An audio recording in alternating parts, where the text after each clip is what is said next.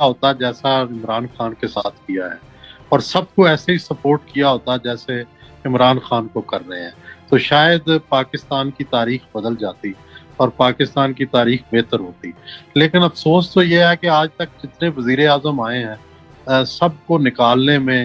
ہمارے جو اسٹیبلشمنٹ کے حلقے ہیں وہ متحرک رہے، اور ان کو ہمیشہ سے جو ہے کمزور کرتے رہے، ان کے خلاف سازشیں کرتے رہے۔ تو اب تو چلو ٹھیک ہے، انہوں نے ان کو سپورٹ کیا، لیکن یہ سپورٹ دوسری طرف چلی گئی۔ یہ سپورٹ پازیٹیو سپورٹ کی حد تک رہتی تو ٹھیک ہے کہ آپ عمران خان کو، وزیر اعظم کو سپورٹ کرنا چاہیے، ملٹری کو، آپ اس کا دست و بازو بنے،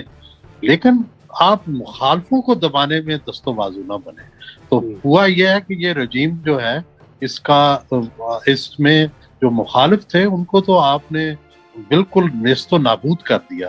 نواز شریف کو نااہل قرار دے دیا، جیل بھیج دیا، اس کے سارے معاملات جو ہیں اس کی سیاسی جڑیں جو ہیں وہ کاٹنے کی کوشش کی گئی، زرداری صاحب کے خلاف مقدمات، پیپلز پارٹی کو اس طرح سے، تو وہ جو فیئر ڈیل ہے وہ نہیں لگی، ایسے لگا کہ ایک را ڈیل ہے جس میں